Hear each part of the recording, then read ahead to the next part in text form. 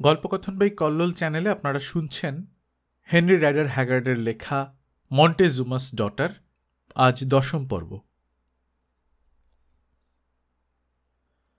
আমরা যাত্রা শুরু করার আগেই একাধিক সংবাদবাহক রওনা হয়ে গেছে অটোমির উদ্দেশ্যে।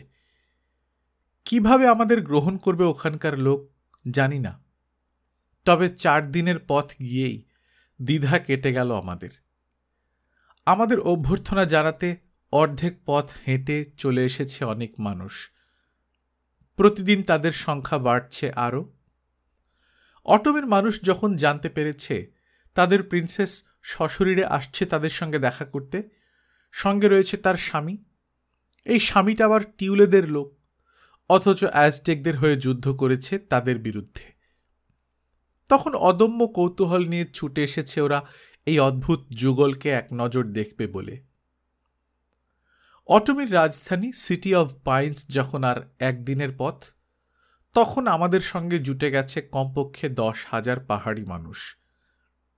অটোমির পালকির পেছনে হাঁটছে ওরা, অবাক হয়ে দেখছে আমাকে, কিন্তু ধারে কাছে ভিড়ছে না ঘোড়াটার ভয়ে।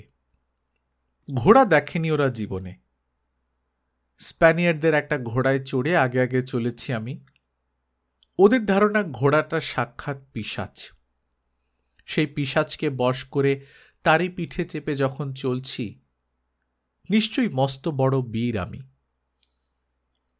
রাজধানীর কাছাকাছি পৌঁছে 5 মাইল দীর্ঘ এক আঁকাবাঁকা সংকীর্ণ গিরিপথ দেখে বুঝলাম এখানে 100 লোক রুখে দাঁড়ালে ঠেকিয়ে দিতে পারে কয়েক হাজার যোদ্ধাকে। দুটো ঘোড়া এই জায়গায় পাশাপাশি চালানো কঠিন। দুপাশে আকাশ ছোঁয়া দুর্গম পথ।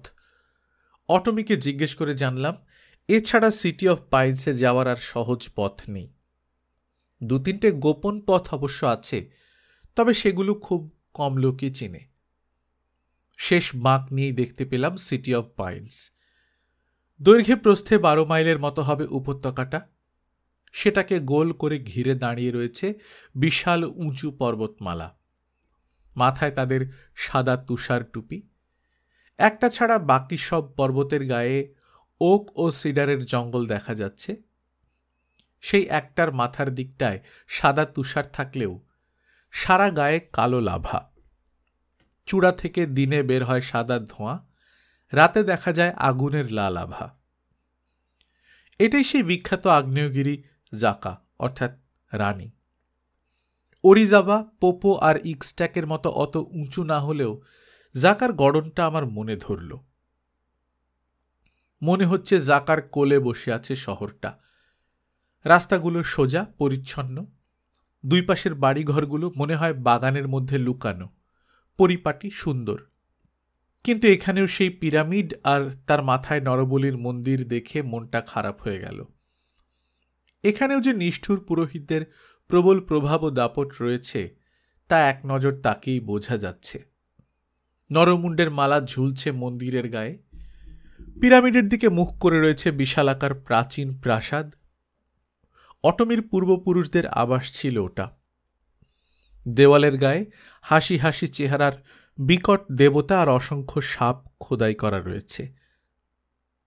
পথের দুপাশে যতদূর চোখ যায় ফসল ভরা মাঠ। গেট দিয়ে নগরীর ভেতর ঢুকে দেখলাম রাস্তার দুধারে সার বেঁধে দাঁড়িয়ে রয়েছে রং বেরঙের সাজ পোশাক পরা মানুষ। ফুল ছুঁড়ে সাদর অভ্যর্থনা জানাচ্ছে ওরা আমাদের। মাটিতে পা ঠুকে সমবেত কণ্ঠে আকাশ বাতাস কাঁপিয়ে বলছে, স্বাগত অটোমির রাজকন্যা। আমাকে সম্মান দেখানো হচ্ছে ভিন্নভাবে। ডান হাতে মাটি স্পর্শ করে সেটা তুলে ধরছে ওরা মাথার উপর। বুঝলাম আমার চেয়ে আমার ঘোড়াটাই ওদের প্রভাবিত করেছে বেশি। সবার চোখ ওটারই ওপর।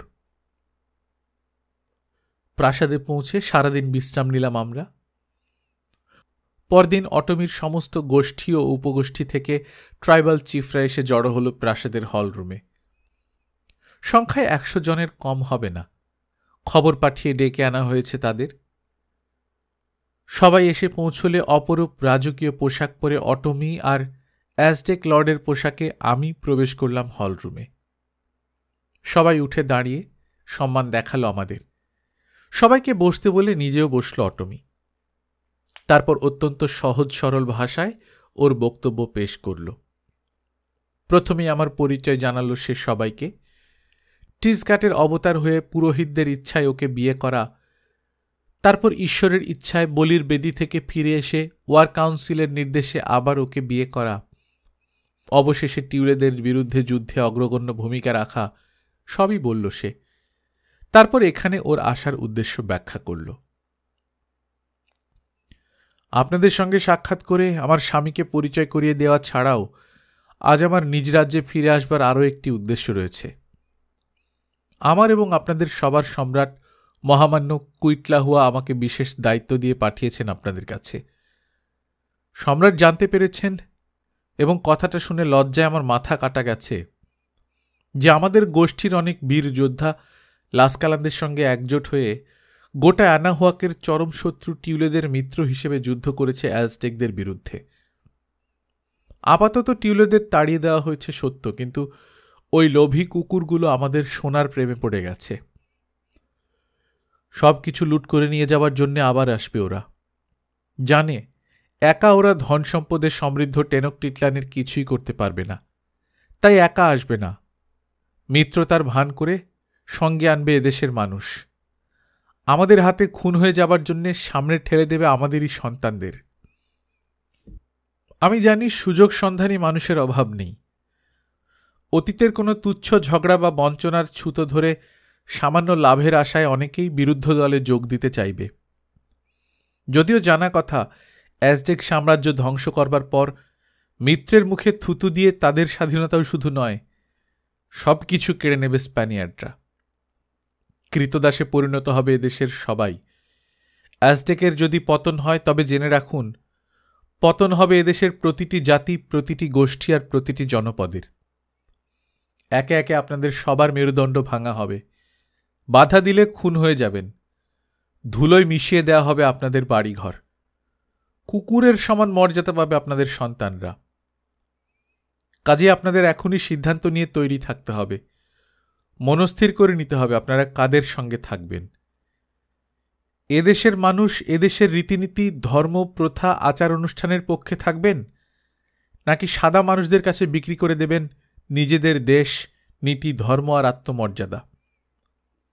এখানে জোর জুলুম বা চাপাচাপির কিছু নেই। প্রিন্সেস হিসেবে আমার অধিকার আমি প্রয়োগ করব না। আমার কথা মেনে নেওয়ার কোনো দরকার নেই। নিজ নিজ বুদ্ধি খাটিয়ে আপনারাই বেছে নেবেন নিজেদের পথ। নিজেরাই সিদ্ধান্ত নেবেন এদিক না ওদিক। আপনাদের উপরই নির্ভর করছে অ্যানাহুয়াকের ভবিষ্যৎ। বেছে নিন অ্যাজটেকের সঙ্গে মিত্রতা নাকি টিউলেদের দাসত্বের জোয়াল। ঈশ্বর আপনাদের সঠিক সিদ্ধান্ত নেওয়ায় সহায়তা করুন। অটমি থামতেই প্রশংসার গুঞ্জন উঠল গোটা হল ঘরে। ওর প্রাঞ্জল ভাষা কর্কশ গোত্র প্রধানদের অন্তর স্পর্শ করেছে। এদের অনেকেই অ্যাজটেকদের ঘৃণা করে, সমতলের বেনিয়া ও মেয়েলি পুরুষ বলে বিদ্রূপ করে। কারো বংশ পরম্পরায় শত্রুতা রয়েছে ওদের সঙ্গে। কিন্তু প্রিন্সেস যে সত্য বলছে বুঝতে দেরি হল না কারো। যদি টেনকটিটলানের পতন হয়, তাহলে অ্যানাহুয়াকের প্রতিটি শহরের পতন হবে। টিউলেদের পায়ের নিচে চলে যাবে গোটা দেশ। সিদ্ধান্ত নিতে দেরি করল না ওরা। নিজেদের মধ্যে অল্প কিছুক্ষণ মতবিনিময় করেই উঠে দাঁড়ালো একজন বয়োবৃদ্ধ গোষ্ঠী প্রধান। অটমি, বলল সে, আমরা সিদ্ধান্ত নিয়ে ফেলেছি। তোমার কথা আমাদের মন জয় করেছে। আমরা অ্যাজটেকদের পক্ষে থাকব। স্বাধীনতা রক্ষার জন্য টিউলেদের বিরুদ্ধে অস্ত্র ধরব অ্যাজটেকদের পাশে দাঁড়িয়ে। হাসল অটমি। ধন্যবাদ। আমার আপনজনদের কাছে এই উত্তরই আশা করেছিলাম। প্রার্থনা করি এই সিদ্ধান্ত নিয়ে যেন আপনাদের কখনো পস্তাতে না হয়। সিটি অফ পাইন্স ছেড়ে টেনকটিটলানে ফিরলাম আমরা 20,000 যোদ্ধার সহযোগিতার আশ্বাস নিয়ে। শুনে নিশ্চয়ই খুশি হবেন সম্রাট কুইটলাহুয়া। 1 মাস 1 দিন পর ফিরে এলাম আমরা টেনকটিটলান শহরে। এসে দেখলাম স্প্যানিয়ার্ডদের তলোয়ারের চেয়েও ভয়ঙ্কর এক আজাব আধমরা করে দিয়েছে গোটা নগরীকে। ইউরোপ থেকে স্প্যানিয়ার্ডদের সঙ্গে এদেশে চলে এসেছে মরণব্যাধি গুটি বসন্ত। মহামারীর মতো গোটা রাজধানী ছেয়ে ফেলেছে এই রোগ। প্রতিটি বাড়ি আক্রান্ত হয়েছে। প্রতিদিন মারা পড়ছে হাজার হাজার মানুষ। এই রোগ এদেশে কেউ দেখেনি আগে, জানে না কি এর চিকিৎসা। গরমের কারণে ফোসকা পড়েছে মনে করে মানুষ ঠান্ডা পানি ঢেলেছে রোগীর সারা গায়ে, যার ফলে বুকে ঠান্ডা বসে গিয়ে মারা পড়ছে ওরা টপাটপ। অসুখটা কি পরিমাণ ছোঁয়াছে তা জানা নেই বলে খোলামেলাভাবে মেলামেশা করেছে মানুষ রোগীর সঙ্গে। দ্রুত ছড়িয়েছে মহামারী। অবস্থা এমন দাঁড়িয়েছে যে এখন গোর দেওয়ার লোকও খুঁজে পাওয়া মুশকিল। ঘরে, বারান্দায়, উঠানে, রাস্তায়, বাজারে মরে পড়ে আছে মানুষ কাতারে কাতার। শিশুদের বলি দিয়েও দেবতার কৃপা বা রোগ থেকে রেহাই পায়নি পুরোহিতরা। মারা পড়েছে বেশিরভাগই। আমরা শহরে পৌঁছে খবর পেলাম কাল ব্যাধি ধরেছে সম্রাট কুইটলাহুয়াকেও। মৃত্যুর প্রহর গুনছেন সম্রাট। কিন্তু সেই অবস্থাতেই আমাদের ফেরার খবর পেয়ে শয্যাপাশে ডেকে পাঠালেন আমাদের। অটমিকে বোঝানোর চেষ্টা করলাম সম্রাটের কাছে যাওয়া এখন মোটেই নিরাপদ নয়, কিন্তু আমার কথার গুরুত্ব বুঝতে না পেরে হাসল ও। বলল, যে কাজে গিয়েছিলাম তার ফলাফল সম্রাটকে জানানো আমাদের কর্তব্য। এর ফলে যদি আমাকেও অসুখে ধরে, আমি যদি মারা যাই, বুঝে নিও সেটাই ছিল আমার অদৃষ্টে। যেতেই হলো। দেখলাম বিছানায় চোখ বন্ধ করে মরার মতো পড়ে আছেন কুইটলাহুয়া। পা থেকে গলা পর্যন্ত চাদর দিয়ে ঢাকা।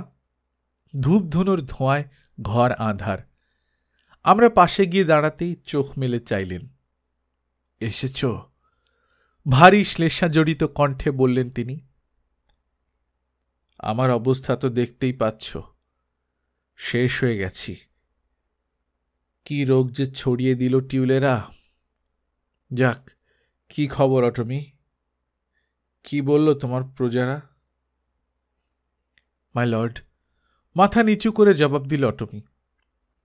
প্রার্থনা করি আপনার কষ্ট দূর হোক, দূর হোক রোগবালাই, যেন আরো বহুদিন আপনি আমাদের নেতৃত্ব দিতে পারেন। আমার স্বামী আর আমি অটমির বেশিরভাগ গোত্রপ্রধানকেই অ্যাজটেকের পক্ষে ফিরিয়ে আনতে পেরেছি। এই মুহূর্তে 20,000 পাহাড়ি যোদ্ধা প্রস্তুত রয়েছে আপনার আদেশের অপেক্ষায়। প্রয়োজনে আরও সৈন্য আনা যাবে অটমি থেকে।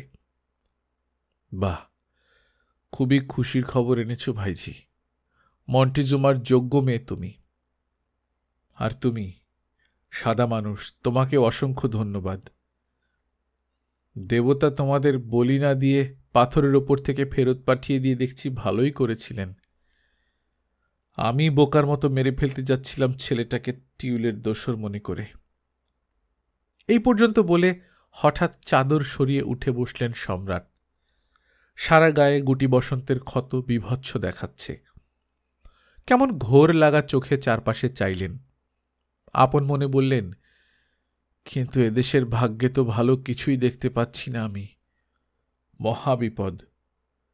খুব শীঘ্রই দেবতাদের ভয়াবহ অভিশাপ নেমে আসছে অ্যানাহুয়াকের মানুষের মাথার ওপর। ধপ করে পড়ে গেলেন তিনি বিছানায়। এগিয়ে গেল শুশ্রূষার দায়িত্বে যারা ছিল। মারা গেছেন সম্রাট কুইটলাহুয়া। রাজত্বকালের 4 মাস পূর্ণ হওয়ার আগেই চলে গেলেন তিনি ইহলোক ছেড়ে। যা বলে গেলেন সে কথাগুলো গোয়াটেমুখ ছাড়া আর সবার কাছেই গোপন রাখা হল। শোকের ছায়া নামল গোটা দেশে, কিন্তু সেই শোক বেশি দিন স্থায়ী হতে পারল না। কারণ দেশের বর্তমান পরিস্থিতিতে দ্রুত একজন শাসকের হাতে ক্ষমতা তুলে না দিলে সেনাবাহিনী ও প্রশাসনে বিশৃঙ্খলা সৃষ্টি হতে পারে।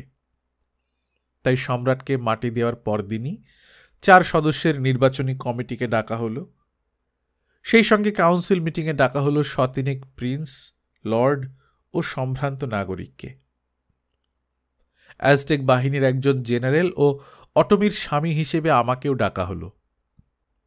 কাউন্সিলে কয়েকজনের নাম উত্থাপন করা হলেও মোটামুটি সবারই জানা আছে শৌর্য, বীর্য, সাহস, তীক্ষ্ণ বুদ্ধি ও বংশমর্যাদায় একজনই রয়েছে যার নেতৃত্ব বর্তমান সংকট কাটিয়ে ওঠার জন্য অপরিহার্য। সেই একজন হচ্ছে গত 2 সম্রাটেরই ভাইপো, আমার প্রাণের বন্ধু ও রক্তের ভাই, অটমির বড় বোন টেকুইচপোর স্বামী, মহৎ হৃদয় গোয়াটেমক। সবারই কথাটা জানা ছিল, বোঝা গেল। গোয়াটেমকেরই শুধু জানা ছিল না, কারণ অধিবেশনের শুরুতেই সবাইকে অবাক করে দিয়ে সে 2 জন প্রিন্সের নাম প্রস্তাব করে বসল এবং উপস্থিত ভদ্রমণ্ডলীকে অনুরোধ করল এই 2 জনের মধ্য থেকে যে কোনো একজনকে সম্রাট হিসেবে ঘোষণা করা হোক। গোয়াটেমকের কথা কেউ গায়ে মাখল বলে মনে হল না। প্রধান পুরোহিত উঠে দাঁড়িয়ে প্রাঞ্জল ভাষায় দীর্ঘক্ষণ ধরে ঈশ্বরের গুণগান করলেন। অ্যানাহুয়াকের জনগণের জন্য তার কৃপা প্রার্থনা করলেন। তারপর উঠে দাঁড়ালেন নির্বাচনী কমিটির 4 প্রবীণ সদস্য। মুখ খুললেন সবার চেয়ে প্রবীণজন। গোয়াটেমক, ঈশ্বরের নামে এবং অ্যানাহুয়াকের জনগণের একান্ত ইচ্ছায় আমরা এখন তোমাকে অ্যানাহুয়াকের সম্রাট বলে ঘোষণা করছি। দীর্ঘজীবী হও, ন্যায়পরায়ণ হও, দেশের শত্রুর বিরুদ্ধে বিজয়ী হও। অভিনন্দন সম্রাট গোয়াটেমক। অ্যাজটেক ও তাদের সকল প্রজার তরফ থেকে তোমাকে অভিনন্দন সম্রাট গোয়াটেমক। 300 কণ্ঠ একযোগে স্বাগত জানালো সম্রাটকে। এবার সবিনয়ে উঠে দাঁড়িয়ে সংক্ষিপ্ত একটা বক্তৃতা দিল গোয়াটেমক। সবাইকে ধন্যবাদ জানালো, সবার সহযোগিতা কামনা করল, শপথ নিল মাতৃভূমির সম্মান রক্ষার্থে জীবন দিতে দ্বিধা করবে না, প্রাণ থাকতে 1 ইঞ্চি জায়গা ছাড়বে না টিউলেদের। অটমিকে সবকিছু জানাবো বলে কাউন্সিল মিটিং শেষ হতেই আমি ফিরে গেলাম প্রাসাদে। দেখলাম এই অসময়ে বিছানায় শুয়ে আছে অটমি। কি হয়েছে, শুয়ে কেন জিজ্ঞাসা করলাম। সর্বনাশ হয়েছে স্বামী, ফুঁপিয়ে উঠল অটমি। আমাকেও ধরেছে ওই কাল ব্যাধি। কাছে এসো না, তোমার পায়ে পড়ি, আমার কাছে এসো না তুমি। চাকরানীদের ডাকো, ওরাই দেখাশোনা করবে আমার। আমি চাই না আমার থেকে এই অসুখ তোমাকেও ধরুক। শান্ত হও বলে ওর কাছে গিয়ে বসলাম। তুমি তো জানো আমি একজন চিকিৎসক, এ রোগের নাড়ি নক্ষত্র সব জানা আছে আমার। আর কারো হাতে তোমাকে ছেড়ে দিলে তুমি মারা পড়বে নির্ঘাত। আমি দেখছি কি করা যায়। এরপর 3 সপ্তাহ ধরে চলল জমে মানুষে টানাটানি। রোগীর কষ্ট আর আমার নিরলস সেবা শুশ্রূষার চিকিৎসা। শেষ পর্যন্ত জয় হলো আমারই, ছেড়ে গেল জ্বর। যখন সুস্থ হয়ে উঠল তখন অটমির মুখে একটা দাগও নেই। এই অসুখের ফলে আমার মস্ত বড় একটা লাভ হল।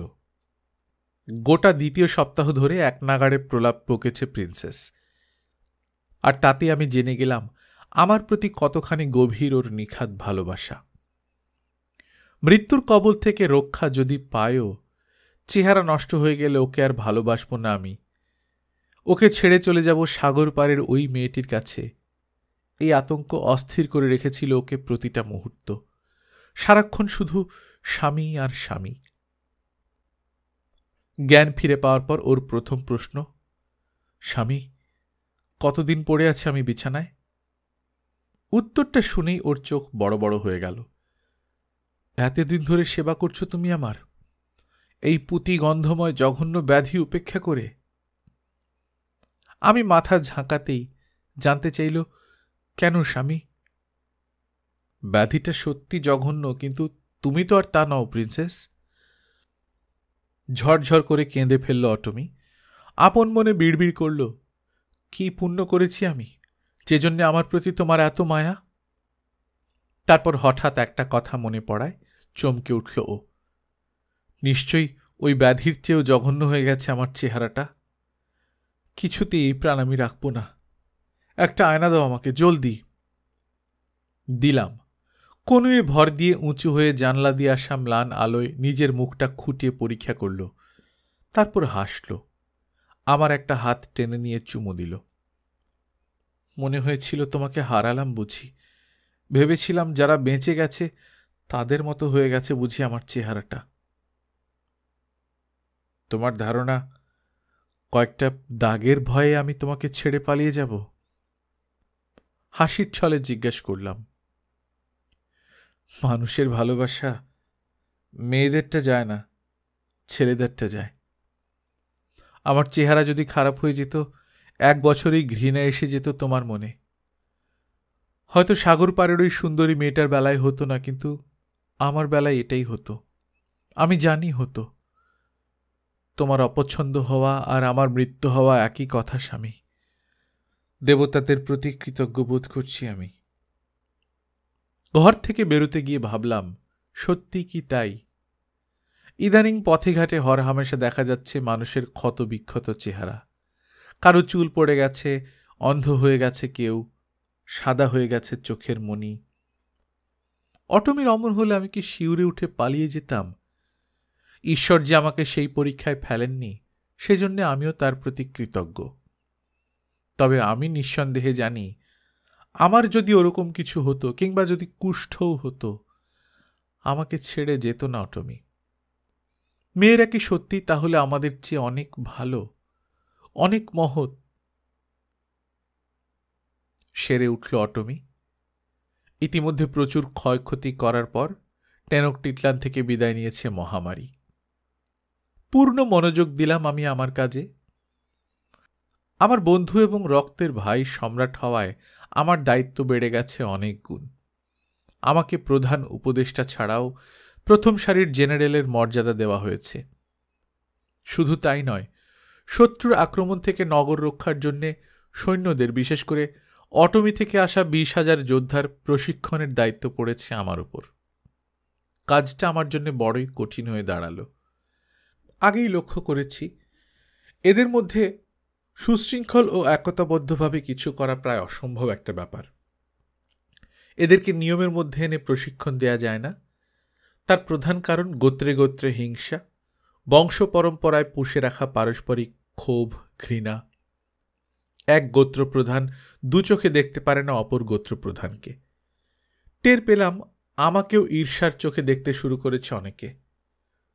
স্পষ্ট বুঝতে পারছি, এই রেষারেষি বজায় থাকলে সাদাদের সুশৃঙ্খল সৈন্যদলের সামনে টিকতেই পারবে না এরা। তবু চেষ্টার ত্রুটি করলাম না। অনেকগুলো রেজিমেন্টে ভাগ করে নিলাম যোদ্ধাদের। প্রতিদিন নিয়ম ধরে ড্রিল, কুচকাওয়াজ করাই, অস্ত্র ব্যবহার রপ্ত করাই। অবরোধে যেন টিকে থাকা যায় সেই জন্য রসদ সংগ্রহ করছি যেভাবে পারছি।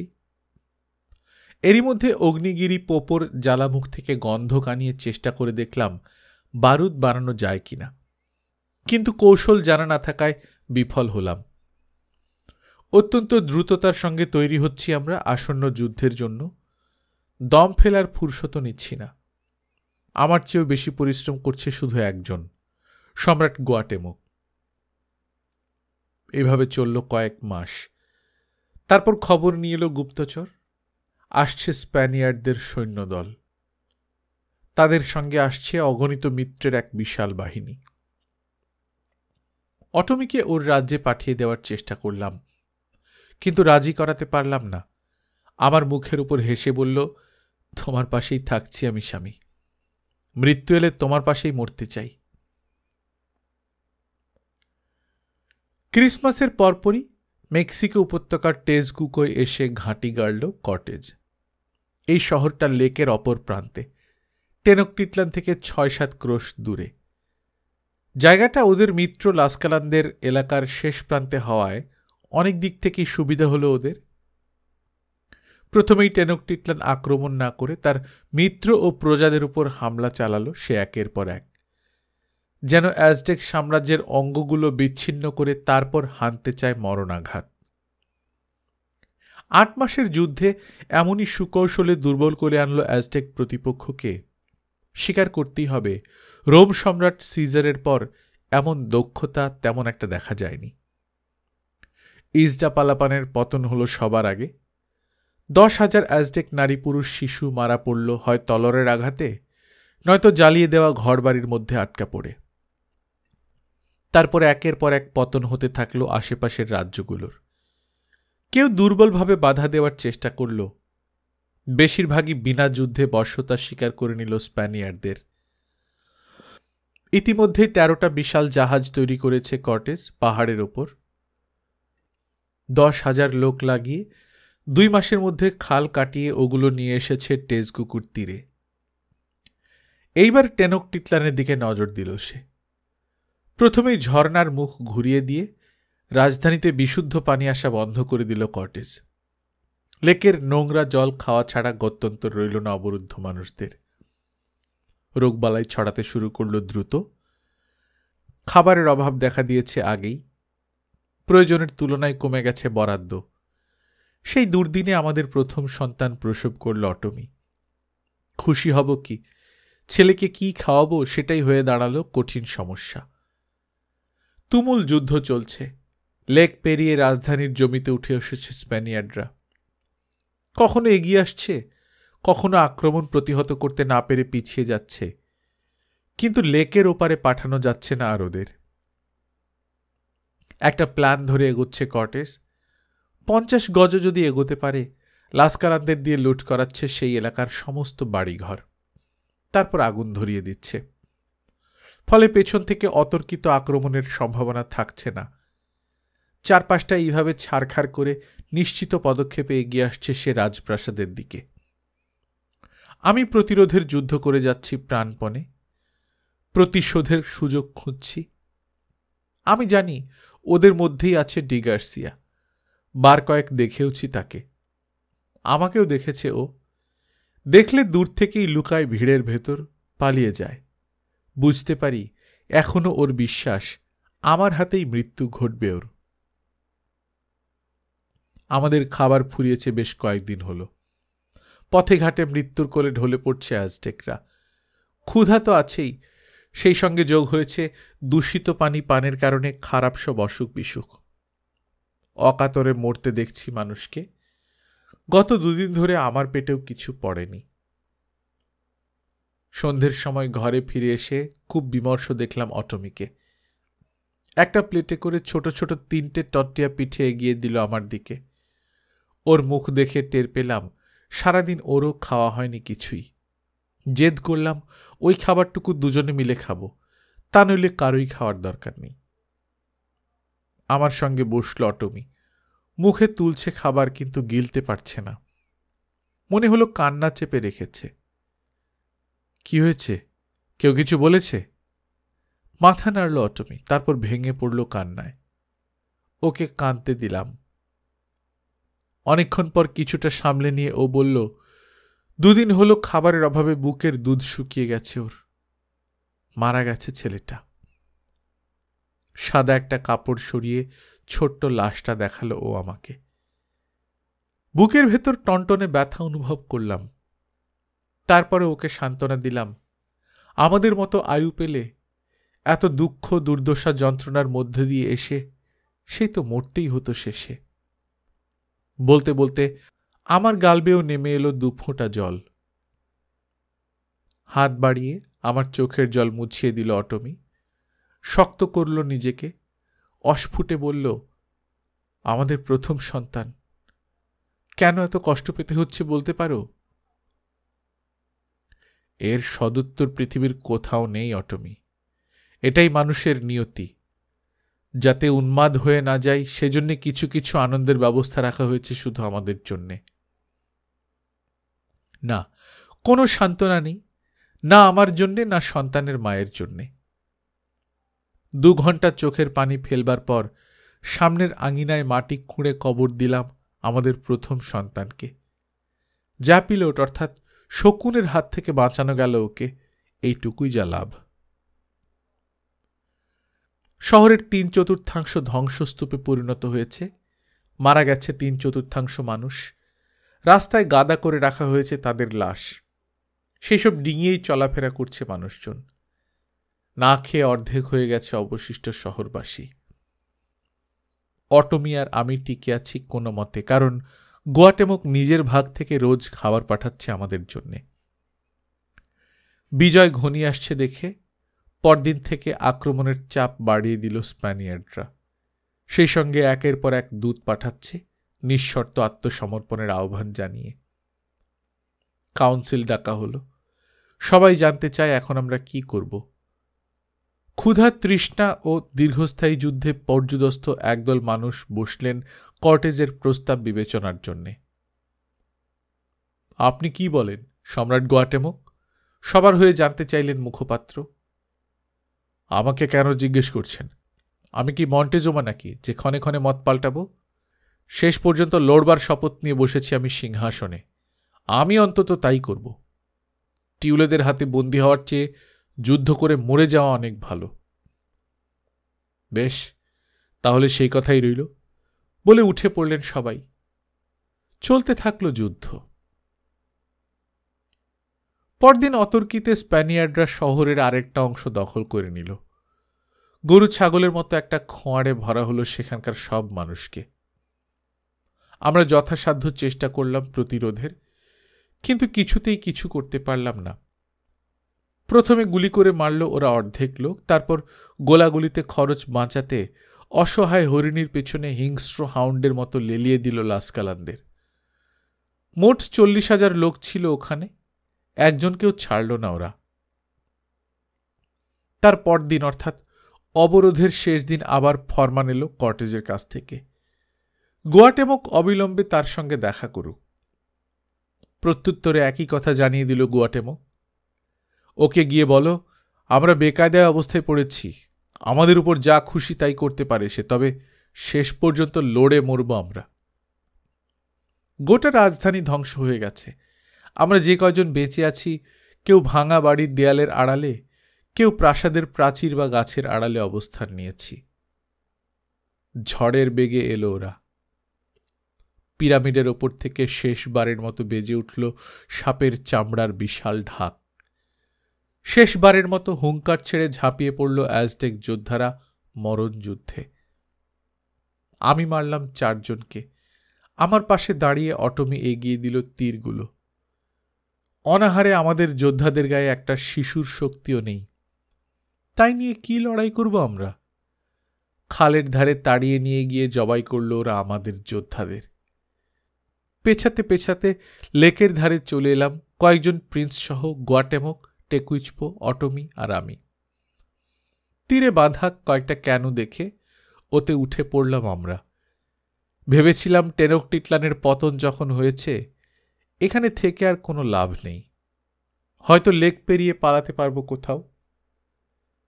কিন্তু আমাদের দেখতে পেয়ে ধাওয়া করল কর্টেজের জাহাজগুলো। অনুকূল হাওয়া পেয়ে এগিয়ে আসছে তরতরিয়ে। বৈঠা বেয়ে পারলাম না ওদের সঙ্গে। কাছে এসে গুলি শুরু করলো আমাদের ওপর। উঠে দাঁড়ালো গোয়াটেমক বুক চিতিয়ে। আমি গোয়াটেমক, আমাকে ম্যালিঞ্চের কাছে নিয়ে চলো। কর্টেজকে ম্যালিঞ্চ নামে ডাকত অ্যাজটেকরা। কিন্তু যে কয়জন বেঁচে আছে তাদের ছেড়ে দাও। কিন্তু তাই কি আর ছাড়ে? আমাদের তোলা হলো জাহাজে। অটমির কানে কানে বললাম, তুমি যে আমার স্ত্রী কথা ওদের বলো না। তুমি রানী টেকুইচপোর বোন হিসেবে ওদের সঙ্গে থাকো। যদি সুযোগ পাই পালাবো আমরা। সিটি অফ পাইন্সে নিশ্চয়ই আশ্রয় পাব। সে ব্যাপারে আমার সন্দেহ আছে। ওখান থেকে আনা 20,000 যোদ্ধার একজনও বেঁচে নেই। হাতে পেলে ওরা হয়তো ছিঁড়ে কুটি কুটি করতে চাইবে আমাদের। আর কোনো কথা হলো না। নিজেদের মধ্যে কিছুক্ষণ তর্ক বিতর্কের পর জাহাজ ঘুরিয়ে নিল ওরা তীরের দিকে। তারপর একটা অক্ষত বাড়িতে নিয়ে গিয়ে হাজির করা হলো কটেজের সামনে। দেহরক্ষী পরিবেষ্টিত কটেজ টুপি হাতে নিয়ে দাঁড়িয়ে আছে বন্দী সম্রাটের অপেক্ষায়। দৃশ্যটা আজও চোখের সামনে দেখতে পাই। কটেজের বাম পাশে সগর্বে দাঁড়িয়ে আছে মেরিনা। দেখতে আগের চেয়ে আরো অনেক সুন্দর হয়েছে। টোবাস্কো ছাড়ার পর এই প্রথম দেখলাম ওকে এত কাছ থেকে। আমার মুখের দিকে চেয়েই চমকে উঠল মেরিনা। বুঝলাম চিনতে পেরেছে, কিন্তু একটি বাক্য বিনিময় হল না আমাদের। সবার মনোযোগ তখন বিজেতা ও বিজিতর উপর। মাথা উঁচু করে কটেজের সামনে গিয়ে দাঁড়ালো গোয়াটেমো। মেরিনা তৈরি হলো ওর কথাগুলো অনুবাদ করে শোনাবে বলে। আমি সম্রাট গোয়াটেমক ম্যালিঞ্চে। স্বদেশের প্রতীক্ষায় সাধ্যমতো সবই করেছি আমি। তার ফলাফল তো দেখতেই পাচ্ছেন। পারিনি আমি।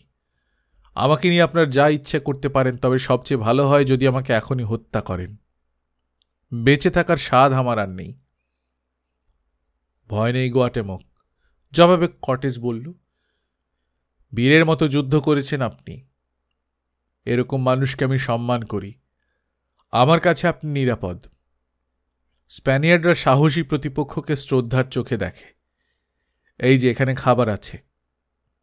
একটা টেবিলে সাজানো সুস্বাদু খাবারের দিকে ইঙ্গিত করল কর্টেজ। মনে হচ্ছে আপনাদের কারোরই খাওয়া হয়নি। আগে খেয়ে নিন সবাইকে নিয়ে, তারপর কথা হবে। খেতে বসলাম আমরা। পেট পুরে খেয়ে নিলাম আমি। মরতে যদি হয় ভরা পেটেই মরতে চাই। আমাদের গোগ্রাসে গেলা দেখছে কর্টেজের দেহরক্ষীরা। তাদের মধ্যে একজন অনেকক্ষণ ধরে চেয়েছিল আমার দিকে, তারপর নিচু হয়ে কর্টেজের কানে কানে কিছু একটা বলল। শুনেই রাগ ফুটে উঠল কর্টেজের চেহারায়। আচ্ছা। সরাসরি আমার দিকে চেয়ে ক্যাস্টিলিয়ানে প্রশ্ন করল কর্টেজ, তুমি কি সেই দেশদ্রোহী বেঈমান যে আমাদের বিরুদ্ধে অ্যাজটেকদের সাহায্য করেছ? আমি দেশদ্রোহীও নই, বেঈমানও নই। বেশ জোরের সঙ্গেই বললাম। আমি একজন ইংরেজ। স্প্যানিয়ার্ডদের ঘৃণা করার যথেষ্ট কারণ আছে আমার, তাই অ্যাজটেকদের হয়ে যুদ্ধ করছি। তার ফলাফলটা এখনই টের পাবে বিশ্বাসঘাতক। রাগে লাল হয়ে উঠল কর্টেজের চেহারা। একে নিয়ে যাও, ওই জাহাজের মাস্তুলে দড়ি বেঁধে ঝুলিয়ে দাও এক্ষুনি। বুঝলাম আমার আর রক্ষা নেই, মরণ এসে গেছে। তাই এরকম তো কতবারই এসেছে, তেমন ভয় পেলাম না। বারবার মৃত্যুর খুব কাছাকাছি যেতে যেতে কখন যেন শক্ত হয়ে গেছে মনটা। যেন তৈরি হয়েই আছি এমন ভঙ্গিতে উঠে দাঁড়ালাম। চোখ পড়ল মেরিনার দিকে। দেখলাম কর্টেজের কানে কানে কি যেন বলছে মেরিনা। দুটো শব্দ কেবল কানে এলো, লুকানো শোনা। কথা শুনে যেন একটু দ্বিধায় পড়ে গেল কর্টেজ। তারপর হুকুম দিল, থাক, আজ আর ওকে ফাঁসি দেবার দরকার নেই। ভালো মতো পাহারা দিয়ে রাখো, কাল দেখব কি করা যায়। দুই স্প্যানিয়ার্ড দুহাত চেপে ধরল আমার, ট্রেনের সিঁড়ির দিকে নিয়ে চলেছে। অটমি সবই শুনেছে। কথাগুলোর অর্থ না বুঝলেও কর্টেজের চেহারা দেখে বুঝে ফেলেছে আমাকে হয় বন্দি করে রাখতে, নয়তো হত্যা করতে নিয়ে যাওয়া হচ্ছে। আমি ওর কাছাকাছি যেতেই সামনে এগোবার চেষ্টা করল, দু চোখের নিখাদ আতঙ্ক। আমার বুকে ঝাঁপিয়ে পড়তে যাচ্ছে বুঝতে পেরে প্রমাদ গুনলাম। আমার স্ত্রী হিসেবে ওর পরিচয় প্রকাশ পেয়ে গেলে আমার সঙ্গে ওকেও ফাঁসি দেওয়া হবে। চোখের দৃষ্টি দিয়ে ওকে সাবধান করার চেষ্টা করলাম। তারপর হোঁচট খাওয়ার ভান করে পড়ে গেলাম ওর পায়ের কাছে। হেসে উঠল সৈন্যরা। তারপর ভারী বুট দিয়ে লাথি মারল আমার পাঁজরে। নিচু হয়ে ঝুঁকে হাত ধরে আমাকে উঠে দাঁড়াতে সাহায্য করল অটমি। সেই সুযোগে নিচু গলায় বললাম, বিদায় অটমি, যাই ঘটুক না কেন চুপ করে থেকো। বিদায়, ফিসফিস করে বলল ও। তোমাকে যদি মেরে ফেলে আমার জন্য একটু অপেক্ষা করো স্বামী, দুজনে একসঙ্গে ঢুকবো আমরা মৃত্যুর দরজা দিয়ে। না না, আত্মঘাতী কিছু করো না অটমি, জীবন অনেক মূল্যবান, সময় দূর হয়ে যাবে কষ্ট। তুমি আমার জীবন প্রিয়, তোমার সঙ্গেই শেষ হবে আমার সময়। উঠে দাঁড়ালাম। আমার ধারণা কেউ শুনতে পায়নি আমাদের অস্ফুটে বলা কথাগুলো। সবার মন এখন কর্টেজের কথার দিকে। ধমকে উঠেছে সে, ক্রুদ্ধ দৃষ্টিতে তাকিয়ে আছে আমাকে যে লাথি মেরেছিল সেই গার্ডের দিকে। তোমাকে পাহারা দিয়ে রাখতে বলেছি ওকে, লাথি মারতে নয়, বলে উঠল সে ক্যাস্টিলিয়ানে। এই অসভ্যদের সামনে নিজেদের ছোট করতে কে বলেছে তোমাকে? আর একবার যদি এরকম দেখি ভালো হবে না। ওই মহিলার কাছ থেকে ভদ্রতা শেখো, বুঝলে? নিজে ক্ষুধা তৃষ্ণায় কাতর, তারপরেও খাওয়া ছেড়ে উঠে পড়েছে বন্দিকে দাঁড়াতে সাহায্য করবে বলে। যাও, ওকে ক্যাম্পে নিয়ে গিয়ে আটকে রাখো, আর দেখবে কোনো ক্ষতি যেন না হয়। অনেক খবর জানতে হবে ওর কাছ থেকে। আমাকে নিয়ে চলল রক্ষী দুজন, গজগজ করছে নিজেদের মধ্যে। শেষবারের মতো পেছন ফিরে দেখলাম হতাশায় ছেয়ে গেছে অটমের চেহারাটা। একদৃষ্টে চেয়ে রয়েছে আমার দিকে। সিঁড়ির কাছে পাশ কাটাবার সময় আমার হাত ধরল গুয়াটেমো। বিদায় ভাই আমার, বলল সে মৃদু হেসে। অনেক তো করলাম আমরা একসাথে, আমাদের খেলা শেষ, এবার বিশ্রাম। তোমার বীরত্ব, সাহস আর আন্তরিক সাহায্যের জন্য ধন্যবাদ। বিদায় গুয়াটেমো, পতন হয়েছে তোমার ঠিক, তবে খ্যাতি যা অর্জন করেছ সেটা অমর। তোমার জন্য আমি গর্বিত। আগে বাড়ো, আগে বাড়ো। ঠেলা খেয়ে এগিয়ে গেলাম আমি সামনে। জানি না আবার কখনো প্রিয় বন্ধুকে দেখতে পাবো কিনা। আমাকে একটা ক্যানোতে তুলে লেকের অপর পারে লাস কালান্দের এলাকায় স্প্যানিশ ক্যাম্পে নিয়ে আসা হলো। পথে নানা রকম উপহাস বিদ্রুপ করে মজা পাওয়ার চেষ্টা করল গার্ডরা। জিজ্ঞেস করল অসভ্য জঙ্গলিদের আচার আচরণ কেমন লাগে আমার, বলি দেয়া মানুষের মাংস খেতে কেমন, রান্না করে খেয়েছি না কাঁচাই খাই। জবাব দিলাম না। ক্যাম্পে পৌঁছাবার পর একদল লাশকালান পিছু নিল আমাদের। ওদের ভাব দেখে মনে হলো ছিঁড়ে কুটি কুটি করে ফেলবে আমাকে একটু সুযোগ পেলেই। জনা কয়েক স্প্যানিয়ার্ডকে দেখলাম মেসকাল খেয়ে মাতাল হয়ে গেছে। টেনকটিটালের পতন ও যুদ্ধ শেষ হওয়ার আনন্দে এতই বিভোর যে ভালো করে খেয়ালই করল না আমাকে। ওদের ধারণা এখন থেকে সোনার থালায় খাবে ওরা। সোনার লোভেই কটেজের সঙ্গে এসেছে ওরা এত দূর। এখন থেকে বাকি জীবন কাটবে ওদের মহা সুখে। পাথর দিয়ে তৈরি একটা বাড়ির যে ঘরটায় আমাকে ঢুকিয়ে তালা দেয়া হলো, সেই ঘরে কাঠের গরাদ লাগানো একটাই জানালা। সেই জানলা পথে মাতাল সৈন্যদের হইহল্লা আর আনন্দ উল্লাস ভেসে আসে। টের পেলাম দেদার জুয়া খেলছে ওরা মনের আনন্দে। টাকা শোধ হবে এক একজন কোটি কোটি টাকার সোনা পাওয়ার পর।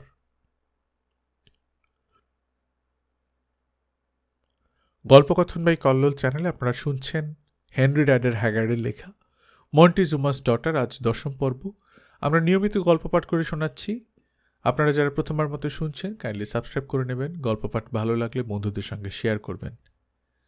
নিজে ভালো থাকবেন, আশপাশের লোকজনকে ভালো রাখবেন। টাটা।